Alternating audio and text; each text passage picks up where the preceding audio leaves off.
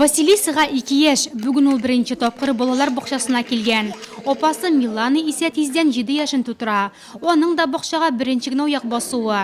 20 елдан соң Аксумла авылында балалар бақшасы ачылды.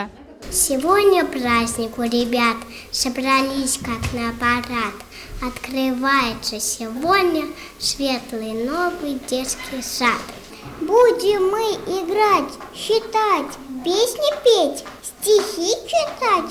Что еще ребятам нужно? Только бы играли дружно. Яңа балалар бақшасы башлангыч урта мәктәбе бинасының бер почмагында урнашкан.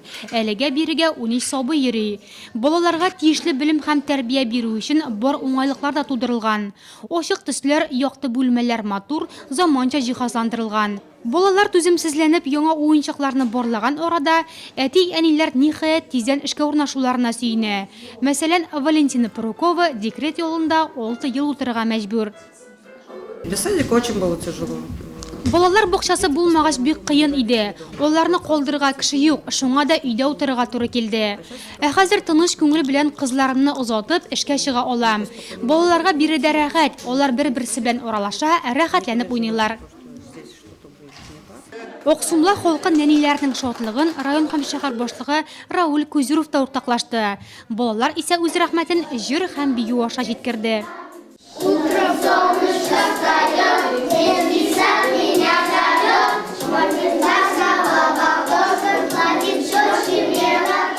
Стояло открытие по президентским программам. Поздравляю с этим событием. Это очень важный момент. Во-первых, чтобы дети, конечно же, росли сообща, вместе и получали соответствующее дошкольное воспитание. Это очень важно, конечно.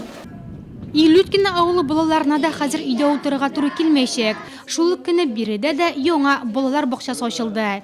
22 ел тәнәфестән соң Людмила Угамзарова бүген кабат үз эшенә кайтты. Вот, 94 год уволен. Менә 1994 елгы язма. Балалар бакчасы ябылу сәбәпле эштән азат ителгән дип язылган. Мин ул вакыт тәрбияче булып эшлидем. Шул вакыттан бирле авылда балалар бакчасы юк. Бүген барыбыз эчендә бик дулкынландыргыч вакыйга. Кызымның да бакчага йөрисе килә иде, өлгерә алмады, мәктәпкә китте. Бакча сабыйлар өчен бик мөһим. Алар монда белем күнекмәләренә өйрәнә. Они здесь развиваются. Бакча 14 балага исәпләнгән. Бина бүлмәләренең сыйфатлы эшләнүе белән генә түгел, яңа җиһазлары, урын-җир комплектлары белән дә күпләрне көнләштерерлек. Йокы, музыка залы, киенү, чишенү, бәдрәп һәм юынгычлар барысы да заманча. Когда нам сказали, что в нашей деревне откроют садик, Авылда балалар бакчасы ачыла дигәч ышанмаган идек. Минем 3 балам бар, икесе бакчага йөрмәде. Аларны калдырга урын эзләргә, я булмаса үзебез белән эшкә алырга туры килә иде. Кызыбызга бәхет елмайды, ул бакчага йөриячәк.